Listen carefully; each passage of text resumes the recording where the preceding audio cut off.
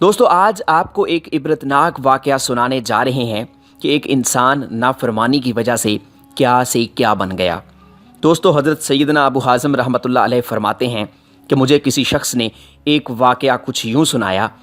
एक मर्तबा जंगल बयाबा में मुझे रात हो गई। हर तरफ सुनाटा तारी था, दूर दूर तक आबादी का नामो निशान न था। कुछ दूर दो झोंपड़ियाँ नज़र आईं। मैंने वहाँ पहुँचकर बुलंद आवाज़ में सलाम किया। झोंपड़ी से एक नौजवान औरत और एक बुढ़िया बाहर आई। मैंने कहा, मैं मुसाफिर हूँ, क्या रात के खाने को कुछ मिल सकता है?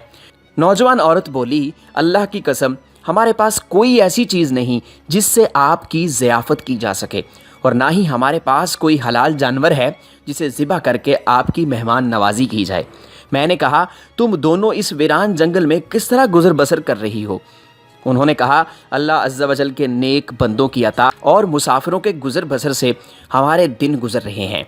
ये सुनकर मैं वहाँ से कुछ दूर चला आया और एक जगह पर जा ठहरा।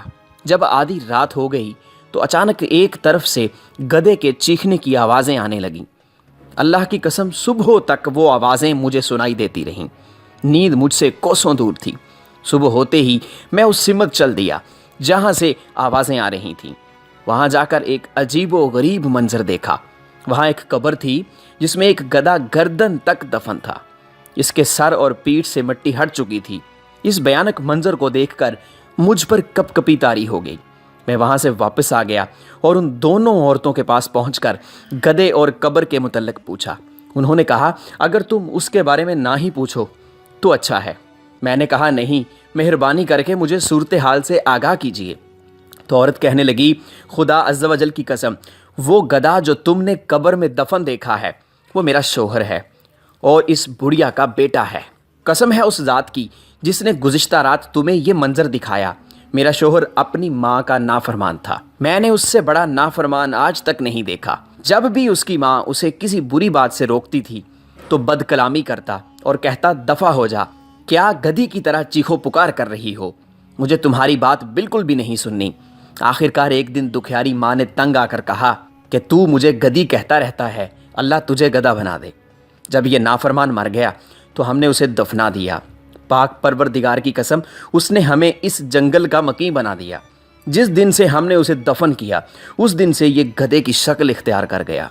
माँ का नाफरमान और माँ को गधी कहने वाला अब रोज़ाना अपनी कब्र में गधे के जैसे चीखता है और हर रात ये आवाज़ें लोगों को सुनाई देती हैं। दोस्तों बाज़ औक़ात इंसान की इबरत के लिए बरज़ख के मनाज़र वाज़े कर दिए जाते हैं ताकि गुनाहों में मुब्तला उन मनाज़र से इबरत हासिल कर सकें और तौबा की तरफ माइल हो सकें। वालिदैन का मकाम दीन इस्लाम ने बहुत मुकर्रम रखा है।